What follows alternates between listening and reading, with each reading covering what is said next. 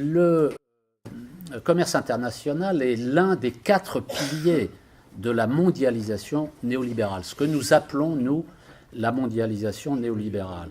C'est-à-dire le système politique qui s'est mis en place au début des années 70, progressivement, pour faire front à 3 phénomènes qui avaient modifié le rapport des forces internationales depuis la fin de la Seconde Guerre mondiale et après la guerre froide, c'est-à-dire la conjonction de luttes sociales tout à fait spectaculaires dans les pays occidentaux, au Japon y compris, aux États-Unis, dans tous les pays européens, qui avaient fait reculer le patronat, lutte syndicale efficace, payante, avec le point d'orgue de 1968 dans de nombreux pays.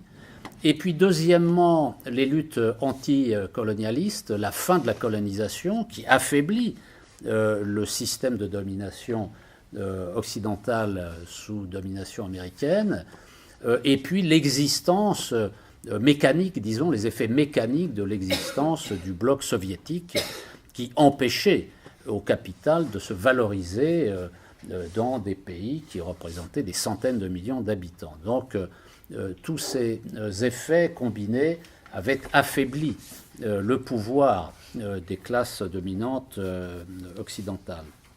Il fallait reprendre la main, surtout après 68, développement de l'anticapitalisme, les luttes sociales dont on a parlé, et l'offensive, donc, c'est le déclenchement de la mise en place de la mondialisation néolibérale. Il faut parler des deux, parce que nous, la mondialisation, la mondialisation des échanges, de la culture, tout ça, on est pour. Il n'y a pas de problème, de la science. On ne parle pas de ça. On parle de l'opération politique qui s'appelle mondialisation néolibérale, qui est la mise en place d'un nouvel ordre mondial sous domination occidentale et américaine, et au service des classes dominantes de l'industrie et de la finance. Et donc, ça se fait, on a développé plein de choses, mais un petit rappel n'est pas inutile. 4 piliers. Le premier pilier, c'est la libéralisation du commerce international. Le deuxième pilier, c'est la libéralisation de la finance internationale, des marchés financiers.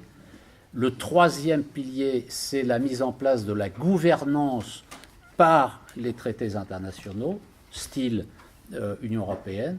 Et le quatrième pilier, c'est la guerre idéologique par la mobilisation des grands médias planétaires.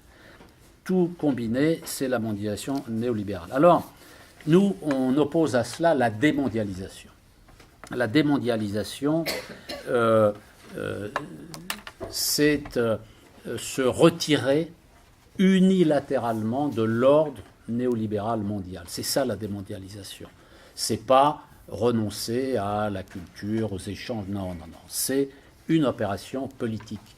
Et c'est se retirer donc unilatéralement. Alors, le commerce extérieur français, un mot, en 2017, 62 milliards d'euros de déficit. Et prenons un seul exemple, l'automobile. L'automobile, depuis 10 ans, la balance est négative. Là, on est à 10 milliards d'euros. Donc, vous voyez sur le paquet, déjà, le poids de l'automobile. Et on importe chaque année entre 250 000 et 400 000 automobiles. Des mesures protectionnistes sont indispensables. C'est tout. Il faut bloquer l'importation d'automobiles par des quotas d'importation. C'est tout à fait logique que la France, que les producteurs français, pour par exemple l'Asie, pour l'Inde, etc., produisent sur place. Ça, c'est très bien. Produire sur place les véhicules dont les gens ont besoin dans telle ou telle zone. Pas de problème. Mais il faut faire la même chose en France. Comme manifestement on a besoin de véhicules, il faut qu'ils soient produits en France pour des raisons environnementales, pour des raisons politiques, pour des raisons d'emploi et d'alimentation des caisses de protection sociale. Mais qui parle de ça? Dans l'industrie automobile, est-ce que les syndicats de l'industrie automobile posent les questions en ces termes? Mais pas du tout. Ils ont peur. Ils ont peur d'aborder la question du commerce international et la nécessité de prendre des mesures protectionnistes. Mais on voit le résultat. Le résultat, c'est un affaiblissement considérable de l'industrie, et y compris des syndicats eux-mêmes, qui perdent des adhérents et qui n'arrivent pas à mobiliser les salariés. Face à cela, nous opposons la charte de la Havane, c'est-à-dire une conception du commerce international fondée sur un principe central, celui de l'équilibre de la balance des paiements. Autrement dit, on achète autant qu'on vend et on vend autant qu'on achète, à peu près, avec les pays. Et pour réguler ce système, on est autorisé à prendre des mesures protectionnistes, non pas pour conquérir les marchés, mais pour rétablir un équilibre, ce qui est tout à fait différent.